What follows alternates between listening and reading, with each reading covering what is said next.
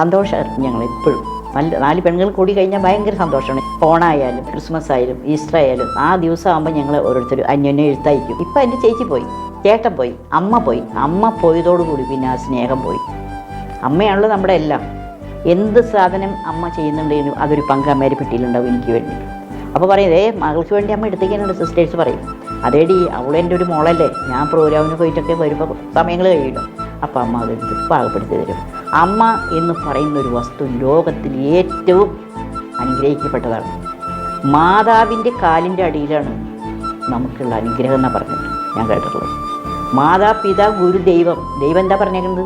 നിങ്ങളെ 10 മാസം ചുമന്ന് പറ്റ അമ്മയെ സ്നേഹിക്കുക, അതിന് ശേഷം മതി എന്നെ. ഈ അനുഭവം എന്നെ പഠിപ്പിച്ചിട്ടുണ്ട്. അതുകൊണ്ട് ഞാൻ അമ്മ ഏതിന് ശേഷം ഒരു കുറ്റങ്ങളും പറയില്ല.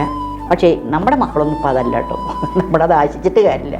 ലോകം പുരോഗമിച്ച് അവർ കാണുന്ന ലോകം വേറെ ഒന്നാണ്, ഞാൻ കണ്ട ലോകം വേറെ ഒന്നാണ്. അപ്പോൾ അതുകൊണ്ട് അതിന് ആഗ്രഹമല്ല.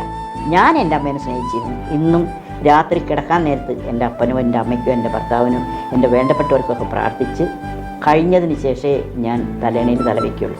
അതങ്ങനെ ഒരു പാരമ്പര്യമാണ്. അന്ന് പ്രാർത്ഥിച്ചില്ലെങ്കിൽ എനിക്ക് ഭയങ്കര വിഷമമാണ്. എന്തോ മാനസിക എവിടെ പ്രോഗ്രാം കഴിഞ്ഞ് എത്ര നേരമായി കണ്ണടച്ചിട്ടൊക്കെ ആയിരിക്കും പ്രാർത്ഥിക്കുന്നത്. എന്നാൽ ആ കർമ്മം ചെയ്തെങ്കിൽ എനിക്കൊരു സമാധാനമുള്ളൂ. ഇന്നും ഞാനത് അനുഷ്ഠിച്ച് പോരുന്നു. നമ്മുടെ മക്കൾ എന്ത് ചെയ്യുന്നു നമ്മൾ ചിന്തിക്കുന്നത്. അവർ പ്രായപൂർത്തിയായി, കല്യാണം കഴിഞ്ഞിട്ട് 2 മക്കളായി, ഭാര്യയായി. അപ്പോൾ പിന്നെ നമ്മൾ അവരെ ശത്രുവായിട്ട് നമ്മൾ മാറരുത്. ലോകം നമ്മളെ പഠിപ്പിച്ചിരിക്കുകയാണ്.